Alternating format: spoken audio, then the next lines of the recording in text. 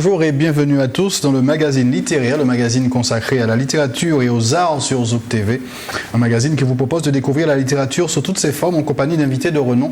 Aujourd'hui, notre magazine sera consacré à Olivier Larisa, qui vient nous présenter ses dernières parutions, 24 contes aux Antilles, Nouvel An à Bruxelles, le best-seller de la rentrée littéraire, un ouvrage dont on parle beaucoup. Et puis, il va aussi nous présenter cet ouvrage, Le Conte de Joseph Conrad, qui est publié dans une collection qu'il dirige.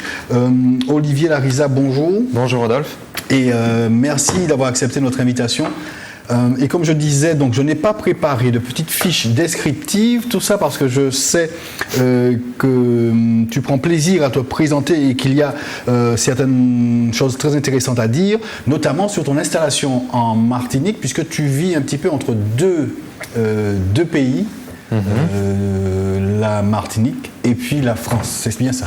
Oui, je vis au milieu de l'Atlantique. J'ai loué un appartement sur la mer, non je plaisante.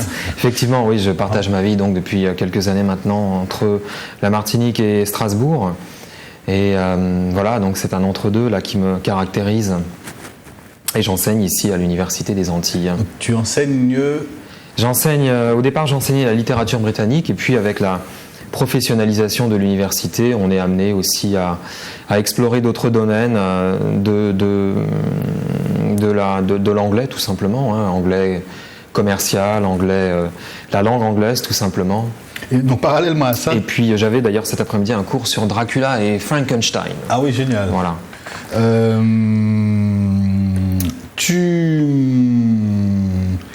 Tu nous as ramené un certain nombre d'ouvrages, j'en ai plein sous les yeux. Tout ça n'a pas été publié en même temps. On va y revenir en plus dans les détails durant l'émission. Le best-seller de la rentrée littéraire, ça c'est sorti il n'y a pas longtemps. Le best-seller de la rentrée littéraire, il y a eu une toute première édition en début octobre 2014. Et là c'est une nouvelle édition, revue, corrigée, légèrement augmentée aussi, et qui date de janvier 2015, donc c'est tout récent. Oui. D'accord. Donc c'est un peu une boutade quand on sait que chaque rentrée littéraire, il y a de plus en plus d'ouvrages.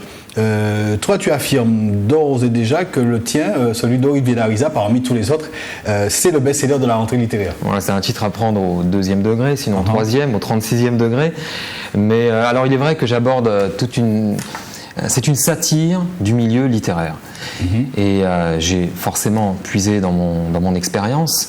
Et le personnage principal, qui s'appelle Octave Carezza, vit une série d'aventures rocambolesques avec ses lectrices, avec ses éditeurs, ses confrères qu'il croise dans les salons du livre, les critiques aussi.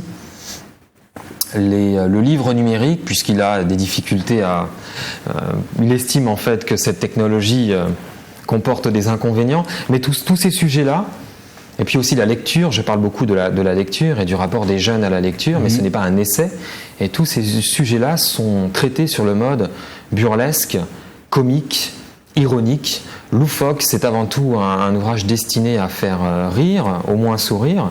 Alors vous parliez de rentrée littéraire, effectivement, ce livre à un moment donné aborde la question de la rentrée littéraire, comment la rentrée littéraire a-t-elle été inventée, parce que c'est quand même un phénomène unique au monde qu'on a chez nous, en France, en Martinique aussi, puisqu'il y a une rentrée littéraire en Martinique. Toute la France vibre à l'heure de la rentrée littéraire. Septembre. Et donc Bernard Pinot-Noir, qui est inspiré d'un célèbre journaliste critique, explique comment il a concouru dans le bureau de Gaston Gallimacia, dans l'entre-deux-guerres, à créer la rentrée littéraire. Une idée fabuleuse puisque, comme vous le savez, elle intervient au moment où tout le monde a dans la tête la rentrée des classes, où plus personne n'a d'argent pour acheter ces tonneaux de livres qui paraissent en librairie puisque les gens ont tout dépensé pendant les vacances, que les libraires sont totalement surchargés, accablés, puisqu'ils ont par ailleurs dans la tête aussi les manuels scolaires à placer en librairie. Et pourtant, chaque année, la rentrée littéraire est là, plus fringante, plus accablante une année après l'autre, ce qui démontre en fait qu'en France, les idées à la con sont vraiment celles qui durent le plus, qui ont le plus de succès. Très bien. Après une présentation si parfaite, et avant que nous poursuivions plus avant dans la présentation de ces différents ouvrages, Olivier nous a ramené un petit bout, un petit film. Oui, alors c'est promotionnel. C'est le teaser du livre. Enfin, ça peut être le teaser du livre, mais c'est plus que ça. C'est le teaser d'une pièce que nous avons écrite à partir du livre, avec donc Sébastien Bisotto qui est le metteur en scène de la pièce et de l'extrait que vous verrez dans un instant, et Dominique Guerilla, le personnage qui incarne en fait la galerie de personnages qui apparaissent dans le best-seller de la rentrée littéraire. Alors on regarde ça, on s'offre dans la foulée notre premier clip et on se retrouve juste après. À tout de suite. Je m'appelle Octave Carezza. Je suis écrivain à plein temps. Enfin, pas tout à fait. J'ai développé une seconde activité en parallèle, l'angoisse de la page blanche. Je m'y consacre même pas mal, ce qui finalement fait de moi un écrivain à mi-temps. Avant d'être écrivain à mi-temps, j'exerçais un vrai métier, professeur de littérature comparée. J'enseignais à de jeunes et jolies étudiantes qui me procuraient d'immenses plaisirs pédagogiques. De toute façon, les écrivains, il n'y a que le cul et le pognon qui les intéressent. Mais moi j'en ai marre, ces auteurs-là qui savent pas écrire. Ça me fait penser à Sulitzer, tiens. Vous savez ce qui m'a sorti une fois, là, quand j'éditais chez Stock ? J'écris très bien, parfois même mieux que mes nègres. Non, mais vous allez me dire, la solution ce serait de prendre des auteurs qui savent écrire. Eh ben non. C'est la ruine assurée. Ceux qui savent écrire ne savent pas vendre. Vous prenez un petit whisky ? Un écrivain, ça peut vivre d'amour et de bière fraîche. Mais justement, c'est là que ça coince. La bière, ça coûte 3 fois rien. Mais l'amour... Je n'osais plus aborder les femmes de peur qu'elles me ruinent. Vous savez pourquoi il y a de plus en plus de gens qui sont seuls ? Parce qu'il y a de plus en plus de gens qui écrivent. 1 Français sur 6 a un manuscrit dans son tiroir. Moi, ce que je lui ai proposé, c'est de s'inscrire dans une agence de rencontres pour écrivains fauchés. Le nom d'agence ? Une lectrice nommée Désir. J'ai hésité à m'inscrire. Parce que la dernière fois que j'avais pris rendez-vous avec une lectrice, elle était à la fois bipolaire, parano, mytho, schizo, mais pas du tout d'info. Écrire, franchement, c'est le pire des métiers qui soit. Hein. On est là, gratté tout seul dans son coin, là, pour des clopinettes, pendant qu'il y en a qui s'amusent là sur des plateaux de cinéma ou s'en mettent plein les poches à la bourse. Bon, si j'avais pu, j'aurais fait acteur à Hollywood. Pourquoi je me suis mis à écrire ? Mais pour baiser, parbleu !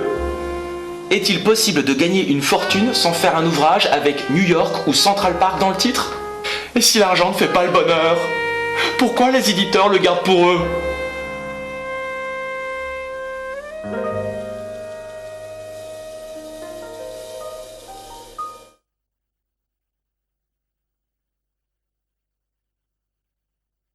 Voilà, une note d'humour, très intéressant ce petit teaser qui donne un petit peu évidemment le ton même de l'ouvrage. Hein. Et oui, le propos, puisqu'en fait toutes les phrases que dit Dominique Guerilla, admirable comédien, n'est-ce pas ? Toutes ces phrases en fait sont extraites du livre, hein, c'est vraiment ça colle au livre, voilà, c'est une adaptation qui... C'est ça, un petit extrait là, et les personnages aussi, la lectrice nommée Désir, la fourmi, le Bernard Pinot Noir, Aristide Briand, qui est un éditeur que m'a inspiré une situation réelle. Alors je ne pouvais évidemment pas le citer nommément. Hein. Voilà, toute cette galerie de personnages apparaît. Très intéressant. Dans le livre. Première page musicale, à tout de suite. Bon, ça va, on se répète. I'm right in the front, you dig? Hey, when I give you these keys, homeboy, don't move my car, man. Oh, baby, what's your name?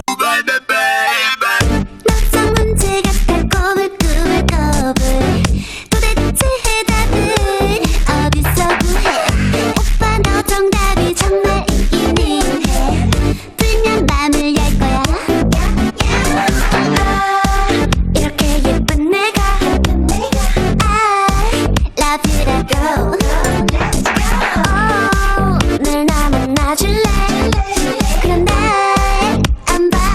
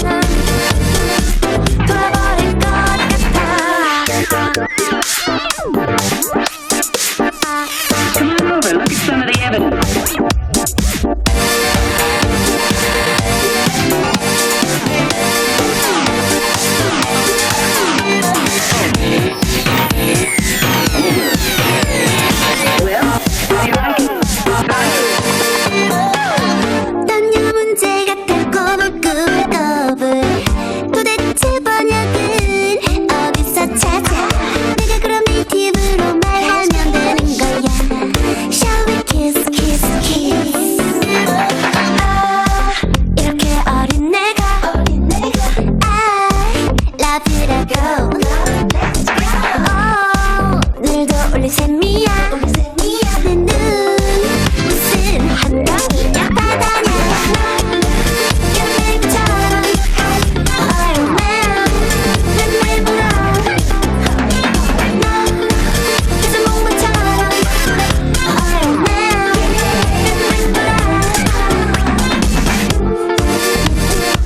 날 쓸어버려도 난 쌓였어 그럼 나는 불타는 있지 연예인처럼 Iron Man 날 물어 너 그저 목마처럼 Iron Man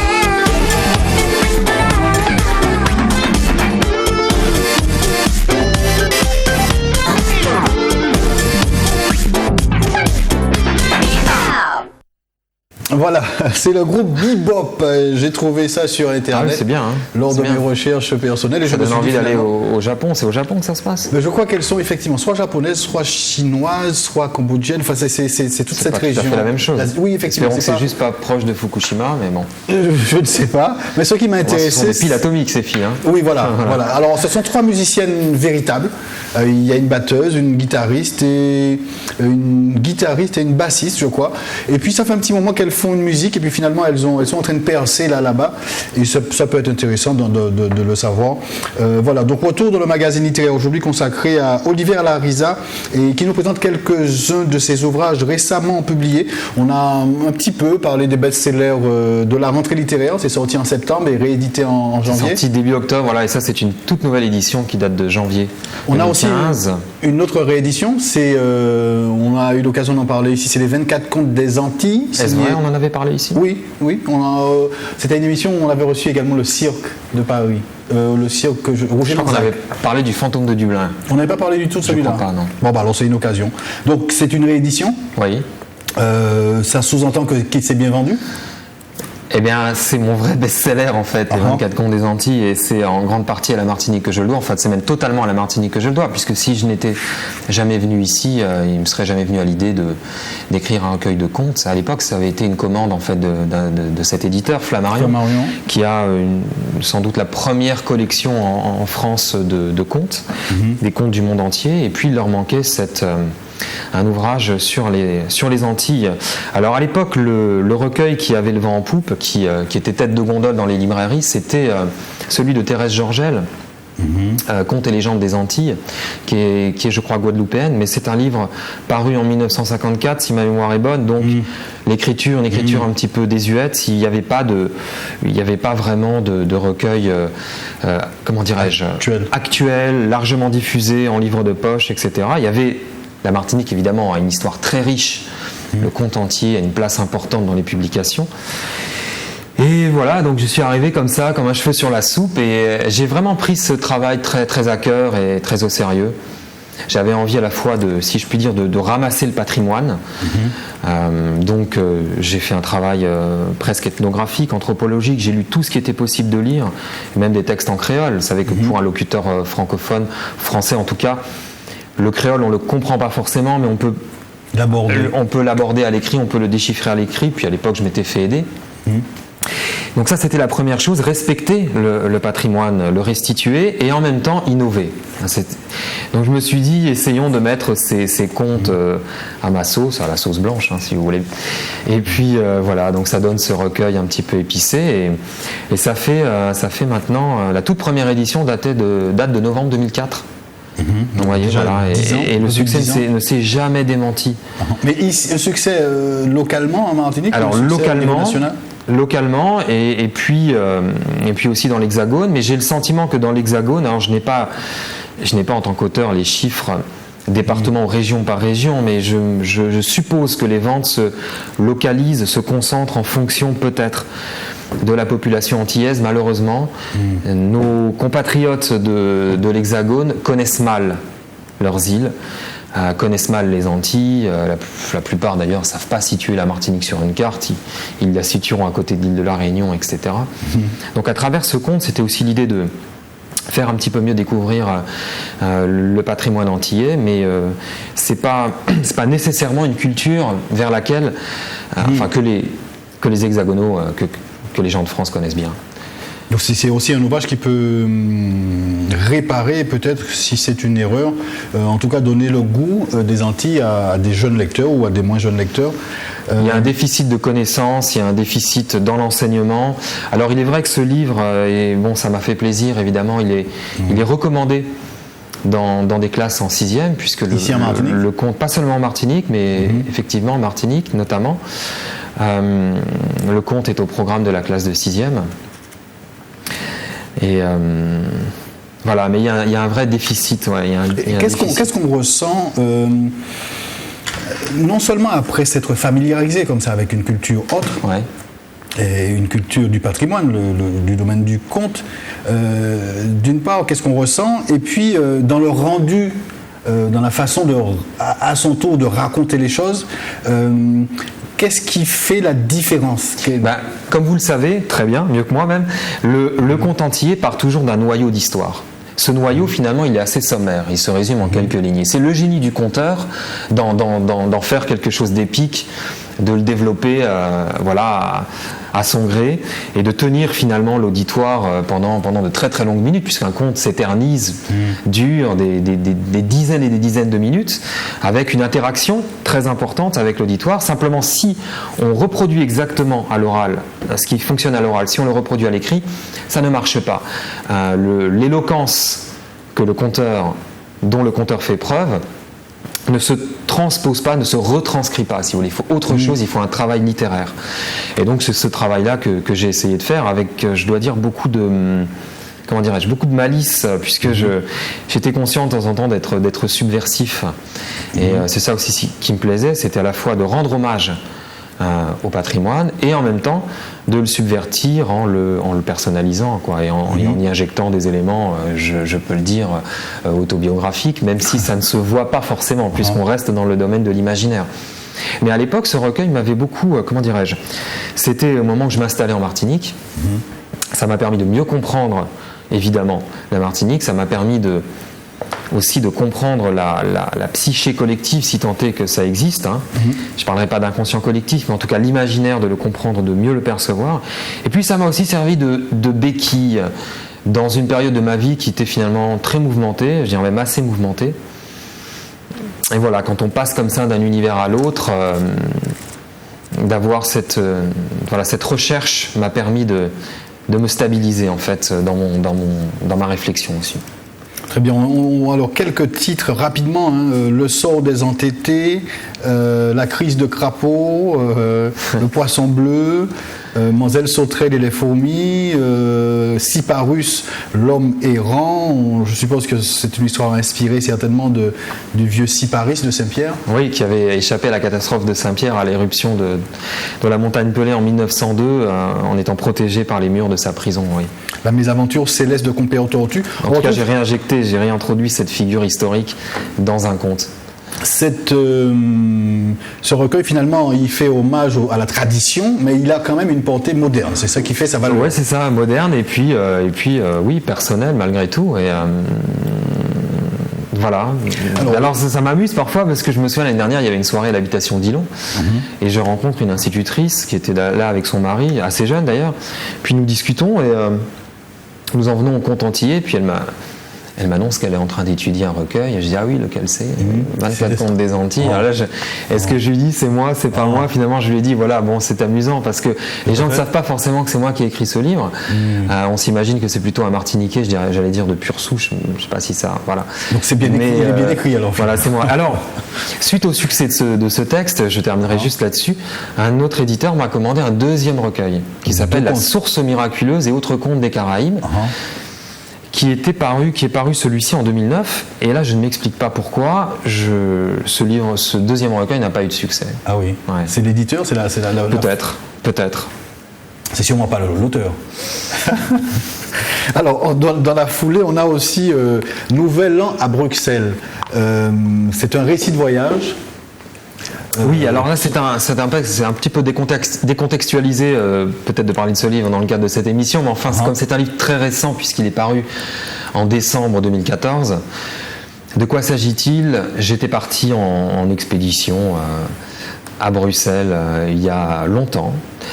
J'y ai passé un nouvel an et j'ai tenu un carnet de voyage que j'ai gardé en fait dans mes tiroirs pendant un certain nombre d'années. Donc là, ça nous renvoie à l'année 2002-2003, vous voyez. Et puis en fait, je l'ai publié là tout récemment. Donc c'est un livre qui inaugure la collection Évasion chez Andersen Éditions, qui est une collection qui se consacrera à la littérature de voyage. Et je crois savoir, je sais même de source sûre, que bientôt paraîtra un ouvrage sur Baden-Baden, qui est une ville d'eau d'Allemagne, une ville thermale, une ville de casino où beaucoup de grands écrivains sont allés se ruiner, jouer à la roulette. Alors le cas de Dostoïevski est célèbre. Hein. C'était une ville vraiment très courue au XIXe siècle et des auteurs français comme Gérard de Nerval par exemple y ont séjourné en tenant à chaque fois une chronique ou des chroniques. Voilà, et j'aimerais bien d'ailleurs qu'il y ait dans cette collection de cette maison d'édition qui me tient à cœur, Andersen, j'aimerais bien, où je dirige une collection, j'aimerais bien qu'il y ait quelque chose sur les Antilles, sur la Martinique, pourquoi pas. Voilà, j'ai envie comme ça de contribuer à de contribuer à développer un partenariat avec les Antilles, enfin avec la Martinique, puisque c'est quand même la Martinique que je connais le mieux. Et la collection donc, que tu diriges toujours à Andersen Éditions, c'est la collection Confidence. La collection Confidence, oui. Tout à fait. Et donc cet ouvrage, Joseph Conrad, qui publie le conte chez vous en français. Oui, alors Joseph Conrad, bien sûr. C'est une histoire très intéressante, cet ouvrage. C'est un immense auteur de la littérature mondiale. Polonais. D'origine polonaise et qui a un grand voyageur qui s'est embarqué très tôt sur des bateaux en tant que marin tout simplement pour découvrir le monde et qui a appris l'anglais bien entendu au contact de locuteurs natifs mais aussi et peut-être surtout en lisant des classiques. Ce qui évidemment relève d'une forme de prouesse. Vous avez d'autres auteurs qui ont réussi à faire ça, par exemple Panaïtis Strati, un grand auteur roumain qui a écrit toute son œuvre en français après s'être réfugié en France dans la dernière partie de sa vie et qui avait appris le français en lisant les classiques. Voilà, donc Joseph Conrad qui a une œuvre monumentale. Alors on peut citer peut-être Au cœur des ténèbres, je pense que c'est sans doute son titre le plus emblématique sur la colonisation au Congo. Il y a un film qui en a été tiré. Et puis il y avait ce texte qui est un petit bijou qui n'avait paru vraisemblablement qu'en revue.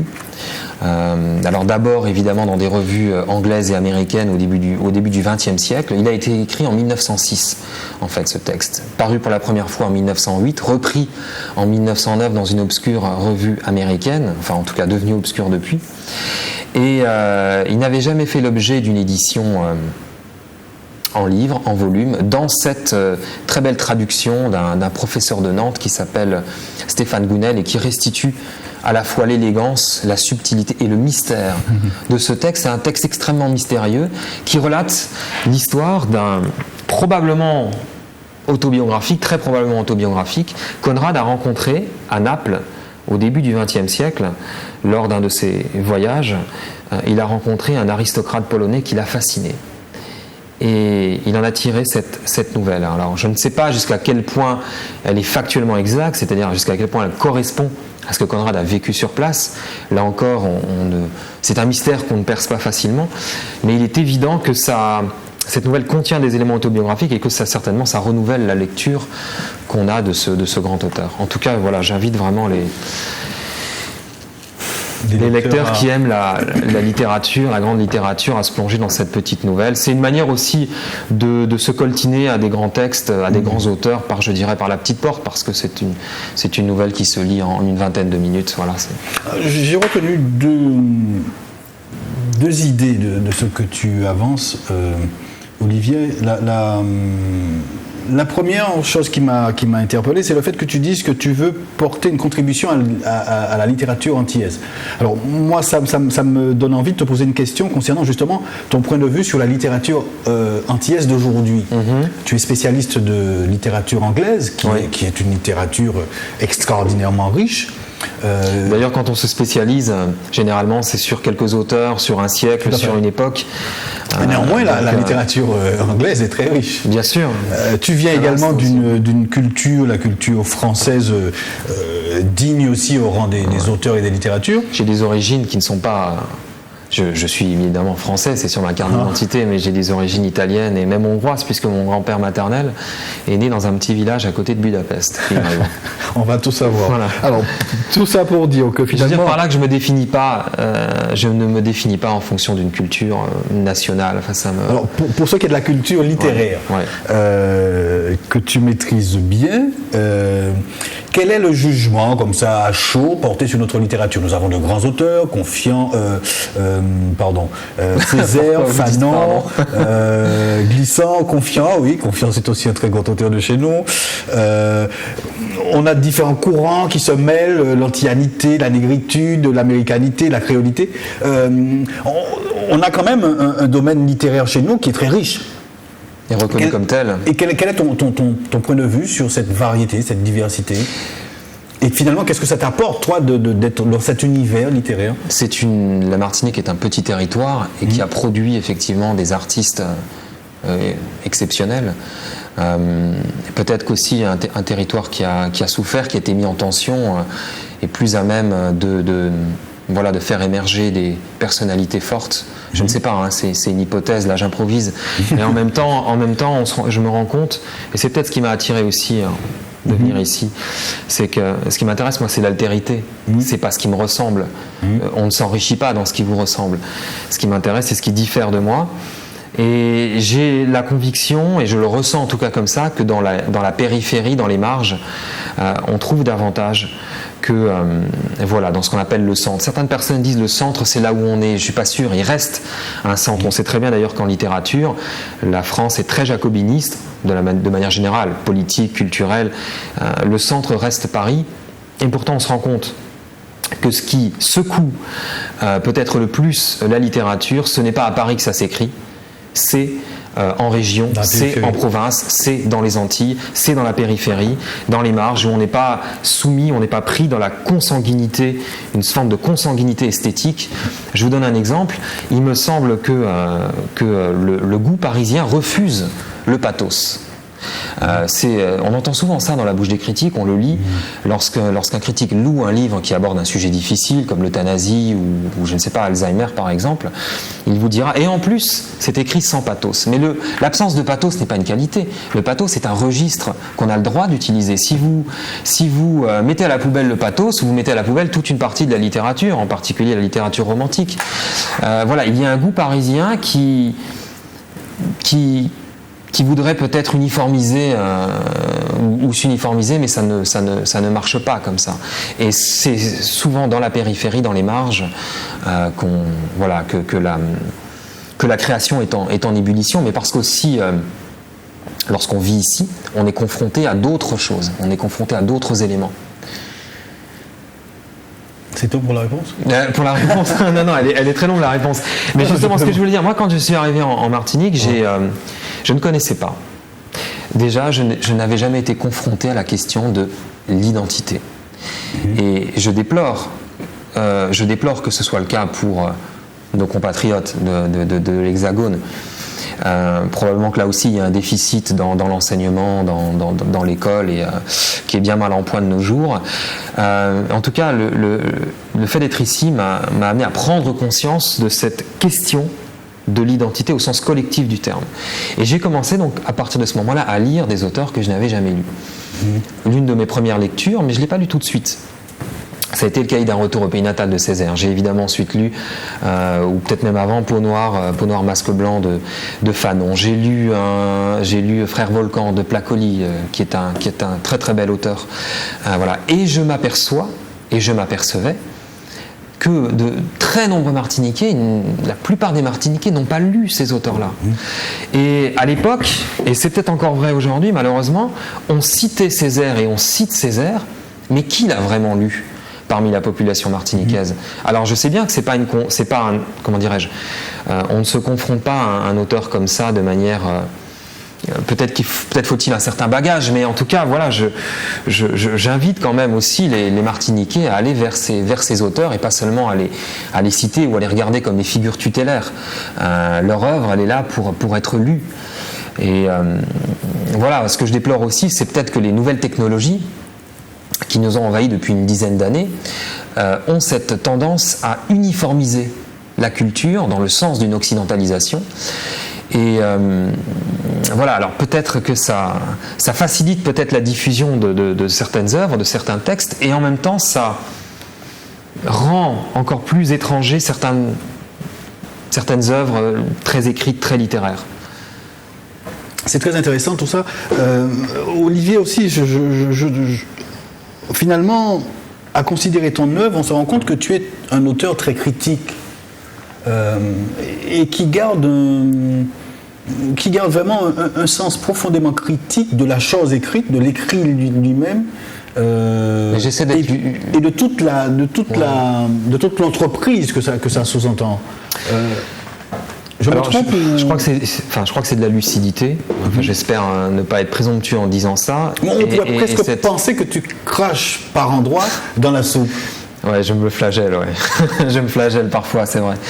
Mais c'est parce que je m'interroge beaucoup, je me questionne beaucoup, et le monde dans lequel on vit me pousse à ce questionnement, à cette introspection. Et même dans ce best-seller, où finalement l'auteur traite un sujet quand même relativement grave, son écrit à lui, mais réussit à amener ça sur le ton de l'humour, oui. à faire passer le c'est-à-dire que message. vous avez, oui, voilà. Bon. Mettons les pieds dans le plat. Chaque auteur a ses névroses. Chaque artiste a ses névroses, et probablement que c'est un moteur dans sa création. Bon, alors il y a deux manières de les actualiser, il y a deux manières de les sublimer dans l'art. C'est la manière triste ou la manière drôle. Jusqu'à présent, j'avais plutôt opté pour la manière chargée, lourde, même si les contes des Antilles sont des contes légers, épicés, très souvent drôles, je crois. Et dans le best-seller, c'était vraiment le parti pris. Quand j'ai commencé à écrire le best-seller, je n'avais pas écrit depuis un certain temps. Je sortais d'une période vraiment mouvementée. Et ça s'est imposé à moi. Je me suis dit... C'était une manière de régler tes propres comptes.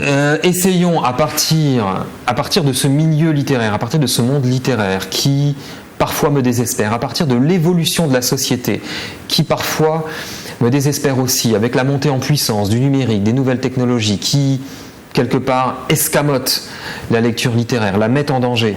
Et c'est l'un de mes domaines de recherche, et je ne dis pas ça à la légère. J'aimerais que des auteurs, que des philosophes comme Michel Serres et Petite Poucette, voilà, qui sont d'un optimisme béat devant les nouvelles technologies, j'aimerais que ces auteurs aient raison, mais ils ont simplement raison dans le sens où ils sont simplement mis en avant par les médias parce qu'ils ont un discours qui colle au discours dominant, et malheureusement leurs postulats et leurs raisonnements sont erronés.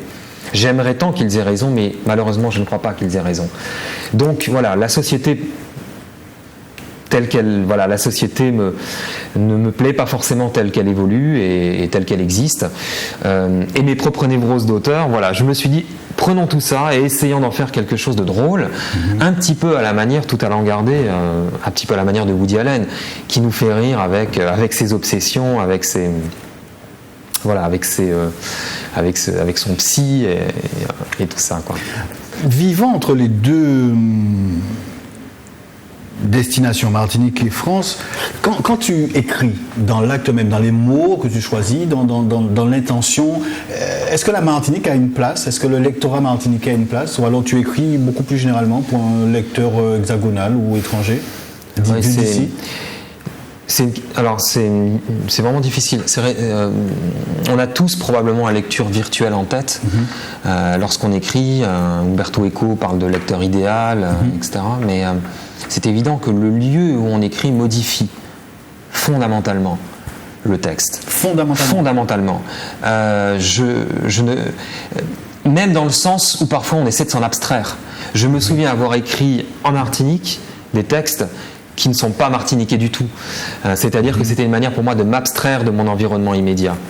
Mais en même temps, je ne pouvais pas écrire ces contes des Antilles de la même manière que j'avais publié un livre qui s'appelle Oscar le renard et l'Impala de la savane. Ce sont des livres que je n'aurais pas pu écrire ailleurs qu'en Martinique, qui sont charnellement liés à la Martinique, sensuellement liés, nourris par ce que je vivais, par les sensations qui m'habitaient. Et il est clair en tout cas que la Martinique m'a transformé. Surtout que c'est arrivé à une période de ma vie où j'étais encore dans la vingtaine quand je suis arrivé ici pour la première fois. Donc c'est une période où on est encore en construction. Bon, on l'est très probablement toute sa vie, mais il y a des périodes qui sont certainement plus sensibles que d'autres. Puis on absorbe comme une éponge Je crois d'ailleurs qu'un auteur, un écrivain, comment dirais-je, il absorbe, il se nourrit de son environnement. Et puis parfois, vous le savez très bien, il y a des choses qu'on vit sur le moment et qui ressurgissent beaucoup plus tard, Tout à fait. sous la plume.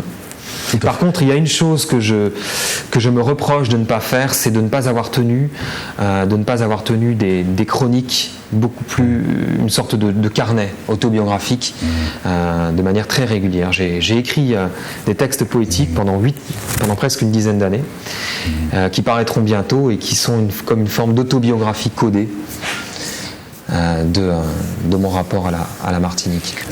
Ce regard critique sur la littérature telle qu'elle est considérée, soit dans la région parisienne, soit plus généralement dans l'Hexagone, et qui a du sens. Quel rapport fais-tu avec la littérature martiniquaise et les problématiques qui s'opposent à la littérature martiniquaise en propre? Par exemple, tu abordais tout à l'heure la question du numérique. Ici, ce sont le numérique n'a pas le même impact qu'il pourrait avoir au niveau national, par exemple. Ici, moi, j'aimerais beaucoup t'interroger, par exemple, sur cette position que prend l'auteur en Martinique. Tu as parlé d'auteurs mythiques, et c'est vrai que nous avons des auteurs mythiques, mais on a parfois le sentiment que ces auteurs sont véritablement inscrits dans une forme mythique de l'homme, et de l'artiste de manière générale, sans pour autant, comme tu le reconnais, qu'il y ait une accessibilité du lectorat lambda à ces œuvres et à ces hommes, finalement, à ces mythes. Quel est ton sentiment, par exemple, sur cette notion de mythe de notre littérature, des auteurs mythiques dont on ne lit même pas les œuvres? Mais le mythe... Plus circonspect sur ce... Non, le mythe, effectivement, se nourrit toujours le mythe s'ancre dans le réel et s'en éloigne. Donc, il y a la nécessité probablement d'une mise à distance. Le Martinique, mais En fait, la question, je vois que tu es un peu gêné, la question était beaucoup plus personnelle. Toi, dans ta position d'auteur, dans ta position d'écrivain, est-ce que tu es partenaire d'une vision mythique de toi? De toi-même. Est-ce que tu es plutôt engagé dans une relation simple, voire simpliste avec le lecteur ou le lectorat? Tu es à disposition, ou alors tu es dans ta tour d'ivoire, tu emploies de grands mots, tu dévoiles l'âme du peuple? Moi, ce qui me travaille, c'est vraiment ce que Proust avait appelé la distinction entre le moi civil, celui qu'on manifeste dans nos habitudes, dans la société, dans nos vices, je cite Proust, et le moi profond, celui qui s'exprime lorsqu'on écrit. Alors évidemment, la coupure, elle n'est pas aussi nette, il y a des passerelles entre les deux, mais souvent je me dis que un auteur, pour exister, a besoin d'exister socialement malgré tout, surtout aujourd'hui en 2015, mais c'est pas ça l'écriture. C'est pas ça l'écriture. L'écriture, c'est pas venir sur un plateau de télévision comme on le fait là, et c'est pas parler du livre, c'est autre chose. Et malgré tout, ça fait malgré tout partie de la littérature. Mais je vous surprendrai peut-être en disant que moi, lorsque je viens comme ça sur un plateau de télévision, bon là j'ai du plaisir à discuter avec vous, mais je prends sur moi. Je prends sur moi. Je comprends très bien, pour moi c'est exactement pareil. Oui, et un auteur... Pas en tant qu'auteur. Oui, et un auteur s'il écrit... Je pense que c'est différent pour un comédien. Oui, toute cette mise en scène de soi, tout ça, parce qu'un auteur... C'est pas trop. Je dis avant tout, je dis souvent, et je le sens comme ça, un auteur, et en particulier un romancier, c'est un acteur de l'intime. Et il est acteur. Parce qu'il se met dans des rôles, mais il se le met dans des rôles à l'abri des regards, lui tout seul dans sa chambre ou dans un café, peu importe, mais à l'abri des regards. Et se confronter ensuite, venir s'exprimer publiquement sur un livre, ça ne va pas nécessairement de soi pour l'auteur. Alors, comment maintenant comment dirais-je, contextualiser ça par rapport à la Martinique? Je trouve que ici, j'ai souvent été charmé et surpris par l'éloquence dont font preuve certaines personnes, des auteurs, mais pas seulement des auteurs. Je me souviens, les premières fois où j'écoutais la radio ici, il y a des citoyens lambda qui interviennent, souvent d'ailleurs d'une certaine génération, hein, les 50, 60, 70 ans et plus, avec un langage très fleuri, avec un goût du mot, voilà, c'est ça que j'apprécie. Bon, j'ai pas du tout répondu à votre question, mais non, mais oui, c'est une réponse commune. Pour en revenir au numérique, voilà, parce que c'est vraiment une question actuelle et qui n'est pas anodine. Je conçois que lorsqu'on est dans une île, et je l'ai vécu, le numérique est une manière d'abolir la distance, de faciliter l'accès à un certain nombre de contenus, la communication, bien entendu, etc. Mais je voudrais quand même insister sur le fait que ce n'est pas par le numérique n'est pas la panacée pour amener des gens qui ne lisent pas à la lecture littéraire. L'e-book, hein, en particulier, puisque c'est de ça que je parle, n'est pas un pont vers la lecture littéraire, pas plus que ne l'est en fait le livre papier. On croit que parce que les personnes qui ne lisent pas, et en particulier des jeunes qui ne liraient pas, heureusement il y en a qui lisent, mais on constate que la lecture littéraire décroît. On constate qu'elle chute. Ce sont des études qui le montrent. Eh bien, ce n'est pas par l'écran qu'on amènera ces personnes à la lecture littéraire. Parce que pour ces personnes qui ne lisent pas, l'écran sert avant tout à quoi? Il sert à se divertir, il sert à surfer, il sert à communiquer, mais pas à lire en profondeur. Et on constate, les études le montrent toutes, il y a unanimité, que les personnes qui lisent des livres sur écran, qui lisent des e-books sur téléphone portable ou sur liseuse, sont des personnes qui lisaient déjà beaucoup avant ou qui lisent beaucoup par ailleurs. La lecture numérique n'est pour l'instant qu'une lecture d'appoint. Et s'il n'y a pas une véritable éducation et une volonté, je dirais, de briser les structures sociales qui conditionnent l'accès à la culture, on ne développera pas la lecture littéraire, au contraire, elle s'amenuisera de plus en plus.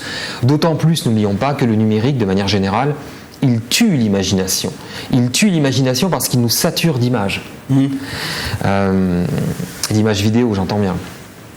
Donc voilà. D'ailleurs, c'est une thématique que j'aborde dans le best-seller de la rentrée littéraire, mais d'une manière très très légère et drôle et loufoque. Très bien. Je crois que c'est le moment pour nous de retrouver notre deuxième page musicale. J'espère qu'en régie tout est prêt. On se retrouve juste après ça, à tout de suite. Sinon, vous pouvez improviser. Hey. I'm right in the front, you dig? Hey, when I give you these keys, homeboy, don't move my car, man. Oh, baby, what's your name?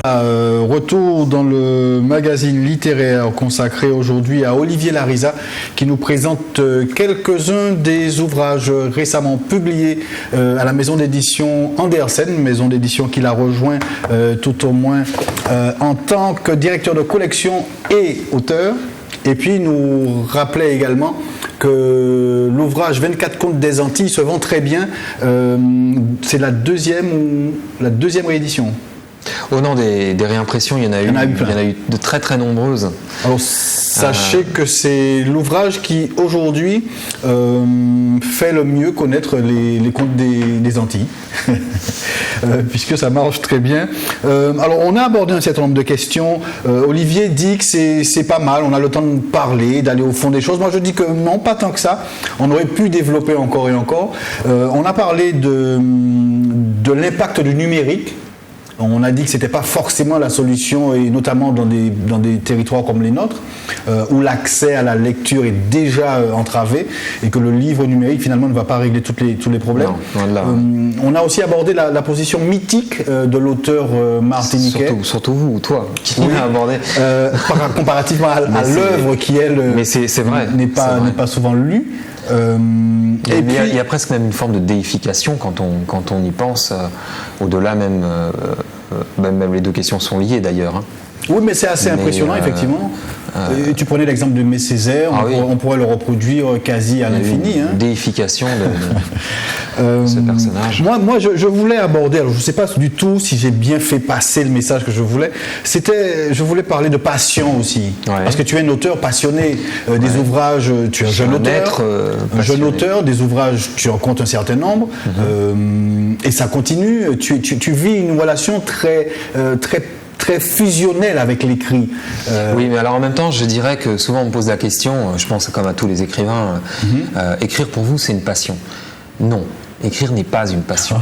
Une passion pour moi c'est autre chose. C'est aller à la... Écrire c'est c'est... faire de la voile, Voilà. de l'escalade. Ouais, écrire c'est très au-delà de ça, c'est très différent de la passion. Écrire c'est une obligation, c'est une nécessité, c'est un accomplissement, c'est une sublimation, c'est tellement de choses. C'est parfois un artisanat tout simplement, ou un plaisir, une mise en danger, une mise en cause, et en même temps un surpassement.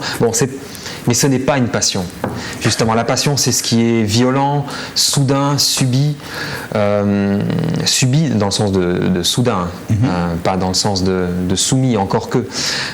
Si, souvent, on est d'ailleurs, on est écrasé par sa passion. Ce n'est pas non plus un hobby, vous voyez ce que je veux dire ? C'est autre chose, parce que et il m'arrive d'avoir de longues périodes sans écrire parce que je suis pris par tellement de choses. Je ne sais pas comment les gens font pour s'ennuyer. Moi, j'aimerais bien avoir quelques heures en plus dans la journée au lieu de dormir que 3 heures par nuit. Mais bon, je suis un gros dormeur, malheureusement. Ça n'empêche que les ouvrages se suivent. Oui. Mais, finalement, quand un auteur dit qu'il ne travaille pas beaucoup, méfiez-vous. Hein. Si, mais si vous voulez, comparativement à ce que j'entrevois, évidemment. Pour moi, c'est rien. Le travail qui est devant est titanesque, et je sais que si je ne le mène pas à bien, je ne serai pas forcément en paix avec moi-même. Alors c'est quand même un auteur, on compte déjà 5, 10, 15, une vingtaine d'ouvrages, un peu plus, mais il ne travaille pas beaucoup, rassurez-vous, il ne se couche pas en tout cas à 3 heures du matin. Si, mais pour d'autres raisons. Pour d'autres raisons. Donc pas de passion forcément, mais quand même une relation assez intime, hein, assez privilégiée.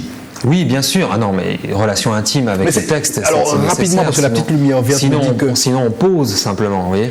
Comment cette passion, comment on nourrit par exemple? Alors une question à l'auteur, à l'écrivain que tu es, comment on nourrit sa passion? On lit beaucoup? Et puis ça dépend aussi de ce qu'on écrit. Il y a des auteurs qui n'écrivent que des romans, ou que des contes, ou que du théâtre. Il faut toucher à tous les styles, moi, je ne me cantonne pas parce que je me disperse, voilà, des appels, ce sont des appels. C'est une question de tempérament ou c'est parce que un genre répond à Probablement.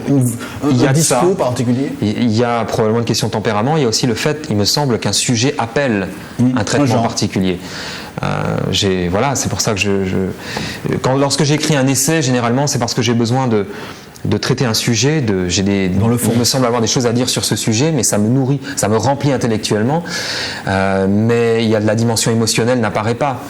La dimension émotionnelle ne se réalise pas lorsque je fais un roman, c'est parfois la dimension intellectuelle qui pâtit parce que et donc ce sont des phases aussi dans la vie qui dictent la prééminence de tel ou tel genre. Est-ce qu'on vit bien en tant qu'auteur en Martinique? Est-ce que le rapport au public est simple? Est-ce que l'inspiration est vive? Je m'expose beaucoup moins en Martinique parce que j'ai assez vite compris en arrivant ici que pour vivre heureux, il fallait vivre caché. Donc je suis ravi de venir sur votre plateau, mais c'est aussi parce que c'est votre émission, parce qu'il y a une qualité, parce qu'on peut aller dans le fond des choses, ça m'intéresse. Mais en même temps, je ne suis pas pour m'exposer à tout bout de champ, en particulier ici où c'est une petite île et voilà, je trouve que pour vivre heureux ici, il vaut mieux vivre caché. Ça fait bien 10 ans qu'on se connaît? Ça fait déjà 10 ans? Peut-être moins, je ne sais 5-6 ans. En tout cas, moi, je le dis parce que je suis très content. Disons que ce que vous avez...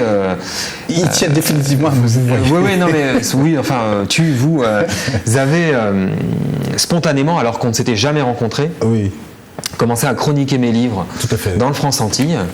C'est parce que je ne souffre pas d'une certaine forme de maladie très répandue sous les tropiques. Oui, mais parce que vous faites attention avant tout. Je sais garder l'oreille ouverte. Voilà, vous êtes. D'ailleurs, l'ouverture, c'est une très bonne chose. ça rejoint la question tout à l'heure sur l'antillanité. Je trouve que la Martinique sait faire preuve D'ouverture. d'une ouverture beaucoup plus que dans certaines régions, et je citerai l'Alsace, que je connais parfaitement bien, au risque de...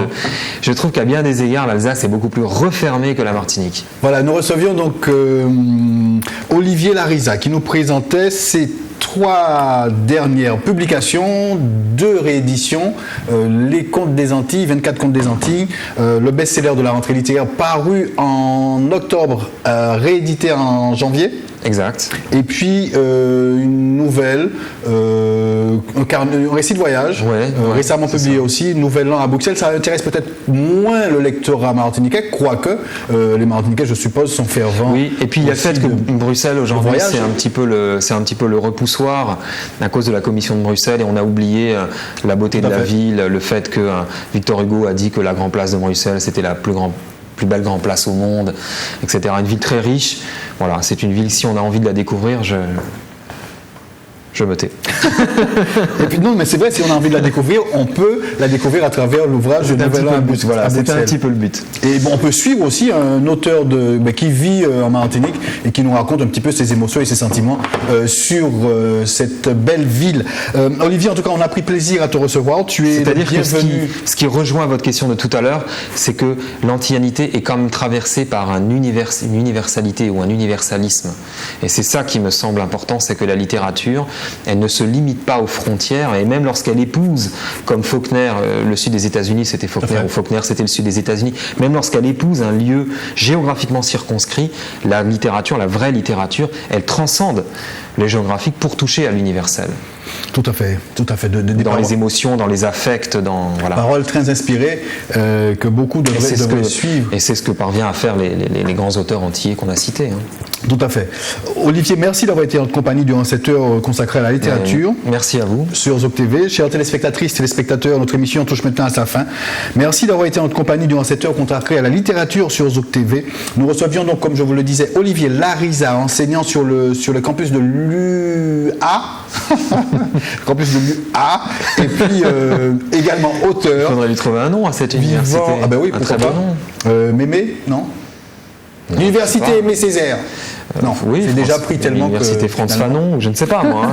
Très bien, ben ça c'est pas à nous de décider. C'est pas à nous de décider. Merci d'avoir été dans notre compagnie. À la semaine prochaine. D'ici là, restez bien branchés. Merci, ciao, ciao, bye bye.